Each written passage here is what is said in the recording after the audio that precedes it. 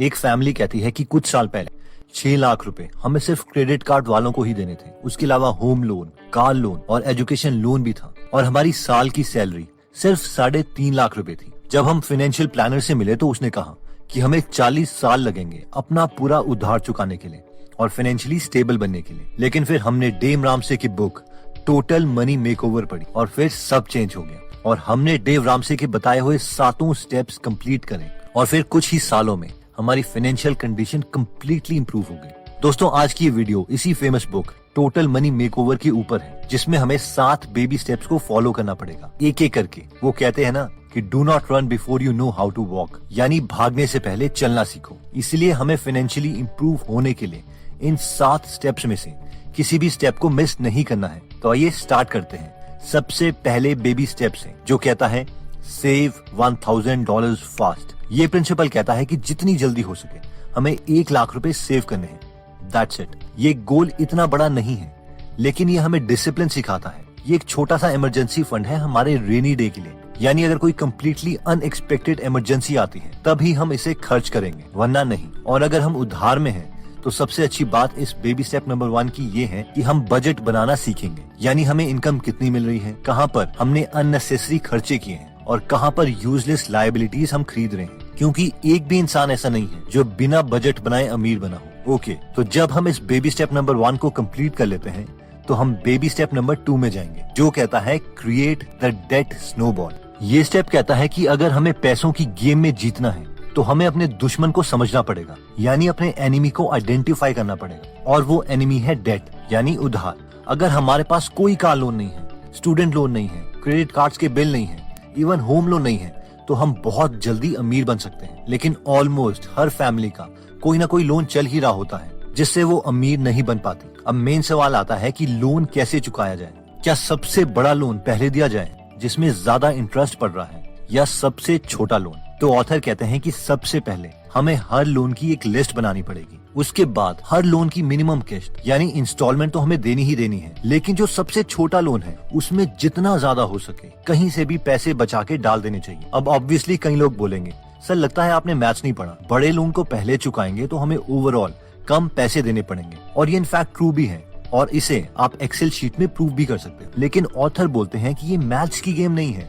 अगर ये मैथ्स की गेम होती तो हमने कभी भी लोन ही नहीं लिया होता और यूजलेस खर्चे ही नहीं किए होते। अगर हमें पैसों की गेम में जीतना है तो हमें इमोशनली जीतना पड़ेगा। अब जब हम अपनी पूरी एनर्जी छोटे लोन्स में लगाएंगे तो वो बहुत जल्दी खत्म हो जाएगा और हमारे ब्रेन को लगेगा yes I can do it. अब जैसे ही वो छोटा लोन खत्म होगा तो हम जो उसकी इंस्टॉलमेंट दे रहे थे वो पैसे दूसरे छोटे लोन में भी लगाने लग जाएंगे और वो भी कंपैरेटिवली जल्दी खत्म हो जाएगा।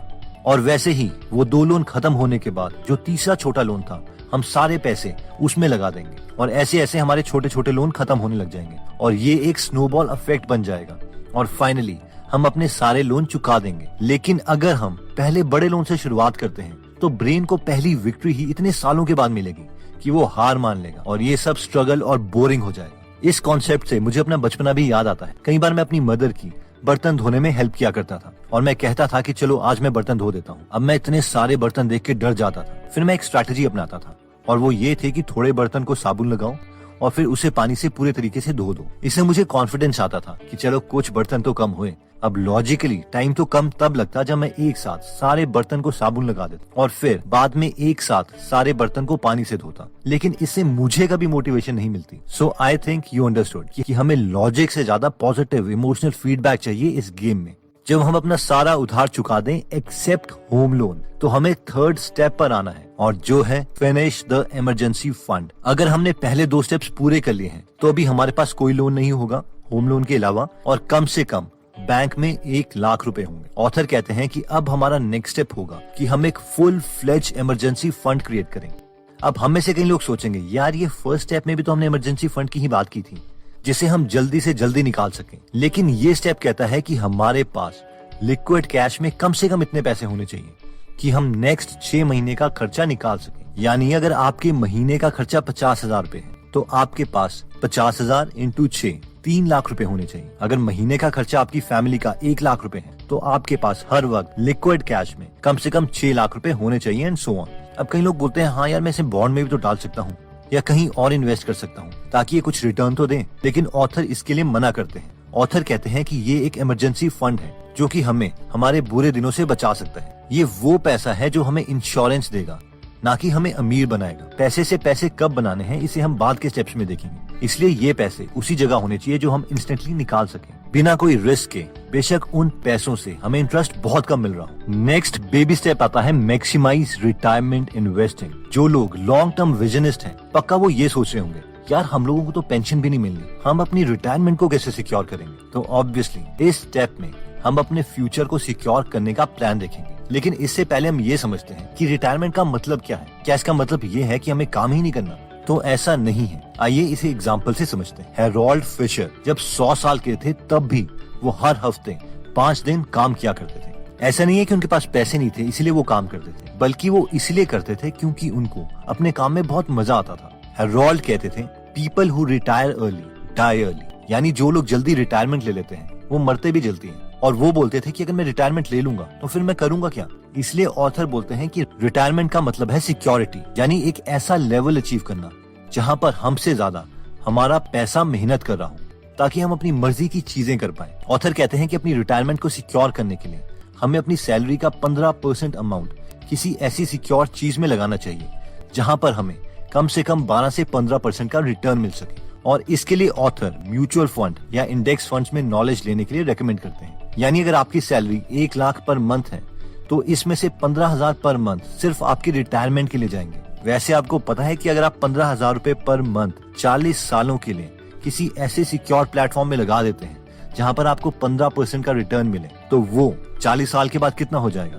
गैस कीजिए, हम वेट कर रहे हैं। ओके, चलिए मैं ही बता देता हूँ कि अगर आपने इतना डिसिप्लिन रखा है तो आपकी रिटायरमेंट तो सिक्योर होगी, क्योंकि आपके पास रिटायरमेंट के टाइम पे 47 करोड़ रुपए के आसपास होंगे। Yes, this number is true. Retirement के बाद नेक्स्ट बेबी स्टेप आता है कॉलेज फंडिंग। अब ऑब्वियसली ये स्टेप एज अ पेरेंट्स आपके बच्चों के फ्यूचर को सिक्योर करने के लिए ऑथर ने बताया है। अब आप में से बहुत से लोगों की खुद की एज काफी छोटी है अभी, लेकिन कभी ना कभी तो आपकी मैरिज होगी, और उस वक्त अगर हम ये स्टेप उठा लें तो बच्चों की एजुकेशन के टाइम जो पेरेंट्स को टेंशन हो जाती है और वो अपनी मैक्सिमम सेविंग्स बच्चों की एजुकेशन में ही लगा देते हैं और अपने फ्यूचर को ऑलमोस्ट बर्बाद कर देते हैं, तो इस चीज से हम बच सकते हैं। तो जैसे ही बच्चा पैदा होता है हमें ये एज्यूम करना पड़ेगा कि बच्चा 20 साल के बाद किस कॉलेज में जाएगा। अब मान लीजिए कि हम सोचते हैं कि हमारा बच्चा तो हार्वर्ड से MBA करेगा, तो पहले हमें चेक करना पड़ेगा कि हार्वर्ड की MBA की फीस आज कितनी है। लेट्स से कि हार्वर्ड की फीस 50 लाख रुपए है, तो इसमें हमें इन्फ्लेशन ऐड करनी पड़ेगी 6% के आसपास के हिसाब से, और हमें 50 लाख रुपए का इक्विवेलेंट नंबर 20 साल के बाद कैलकुलेट करना पड़ेगा। इसके लिए इंटरनेट में काफी सारे सोर्सेज हैं और आप कैलकुलेट कर सकते हैं। तो ये अप्रोक्सीमेटली 20 साल के बाद 1.6 करोड़ की MBA होगी। अब हमें ये चेक करना होगा कि 20 साल के बाद फ्यूचर में 1.6 करोड़ जोड़ने के लिए आज कितने पैसे हमें हर महीने जोड़ने पड़ेंगे। तो ये हर महीने करीबन 10,500 रुपए के करीब आता है अगर हमें 15% का रिटर्न मिले।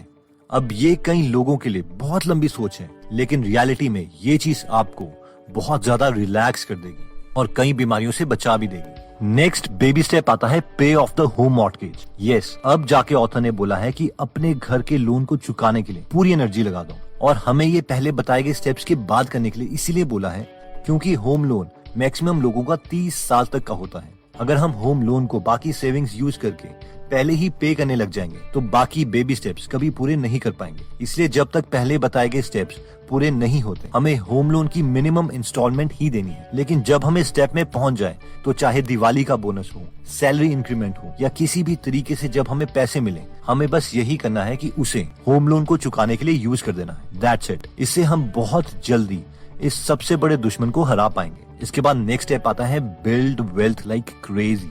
अब टाइम है अपने एक्स्ट्रा कैश को काम पर लगाने का, ऐसी स्किल सीखने का जिससे हम पैसे से पैसा कमा सकें। इसके लिए बहुत से मेथड्स हैं, जैसे कि real estate, high income skills, investing etcetera, जिसके बारे में हमें डिटेल में नॉलेज लेनी पड़ेगी। अगर हम इन्वेस्टिंग में इंटरेस्टेड हैं तो हम 5 पैसा ऐप प्लेटफॉर्म इन्वेस्टिंग के लिए यूज कर सकते हैं, जिन्होंने ये वीडियो भी स्पॉन्सर की है। आजकल बहुत सारे यंगस्टर्स, स्पेशली जिनकी एज 25 से कम है, वो इन्वेस्टिंग की तरफ आ रहे हैं, पर इन्वेस्टिंग ट्रेडिंग कैसे करनी है या डीमैट अकाउंट के चार्जेस देने पड़ेंगे, इसलिए वो पीछे हट जाते हैं। तो 5 पैसा स्कूल एक ऐसी ट्रेडिंग एप्लीकेशन है जहां ट्रेडिंग से जुड़े हर एक कॉन्सेप्ट को 1 मिनट में एकदम आसान भाषा में एक्सप्लेन किया गया है। इसके अलावा 5 पैसा यंगस्टर्स के लिए एक स्पेशल ऑफर लाया है जो स्पेशली 25 साल से कम एज के लिए है, जिसमें डीमैट अकाउंट क्रिएट करने के 5 पैसा कोई चार्जेस नहीं लेता, जबकि बाकी प्लेटफॉर्म 300 से 1000 रुपए तक चार्ज करते हैं। इसमें कोई ब्रोकरेज फीस भी नहीं देनी पड़ती। 5 पैसा AMC यानी अकाउंट को मेंटेन करने के चार्जेस नहीं लेता।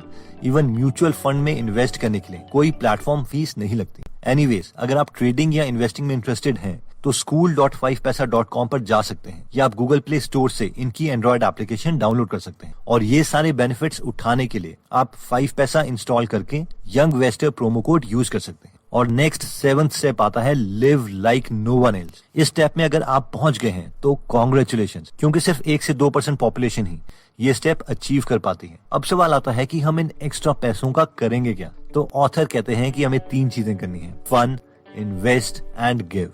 आइए हम इन्हें बहुत सिंपल भाषा में समझते हैं। सबसे पहले है फन। अब हम किसी बच्चे से काम करवाने के लिए उसे बोलते हैं कि अगर तू क्लास में फर्स्ट आएगा तो तुझे मैं तेरे मनपसंद का गिफ्ट दूंगा, और अगर वो फर्स्ट आ जाता है तो उसे गिफ्ट मिलना भी चाहिए। इसी तरीके से पैसे हमने इसलिए कमाए हैं ताकि हम अपने और अपने परिवार को कंफर्टेबल लाइफ दे सकें, और इसलिए अब हम अपनी पसंद की कार ले सकते हैं, घड़ी ले सकते हैं या इवन एक विला भी ले सकते हैं। बस इस स्टेप को पहले 6 स्टेप्स कंप्लीट करने के बाद ही प्रेफर कीजिए। साथ में हमें पैसे इन्वेस्ट भी करने पड़ेंगे, क्योंकि इन्वेस्टिंग से ही हम उतना पैसा वापस ले पाएंगे जिससे हम अपने शौक पूरे कर रहे हैं। और फाइनली गिव, यानी अगर हमने पैसे कमाए हैं तो हमारा फर्ज बनता है कि हम औरों की भी हेल्प करें जिन्हें पैसों की जरूरत है।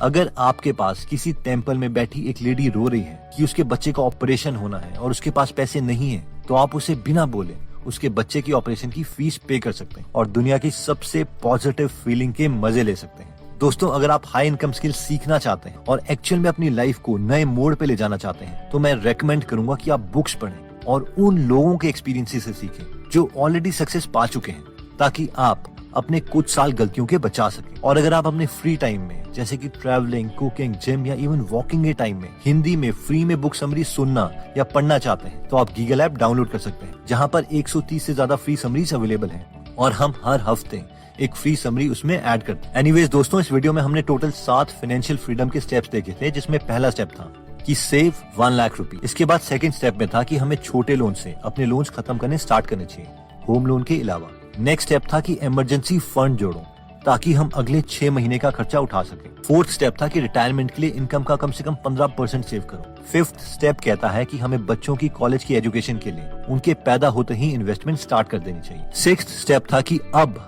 हमें होम लोन एग्रेसिवली पे करना चाहिए। और फाइनली 7th स्टेप कहता है कि फन करो, इन्वेस्ट करो और डोनेट करते रहो। अगर आप हमारी वीडियोस मिस नहीं करना चाहते तो हमारा पेज लाइक करने के बाद 3 डॉट्स के बटन को प्रेस करके फॉलो के बटन को सिलेक्ट कीजिए और फाइनली सी फर्स्ट के ऑप्शन को सिलेक्ट कर लीजिए। इससे आपको हमारी हर पोस्ट मिलती रहेगी। जय हिंद।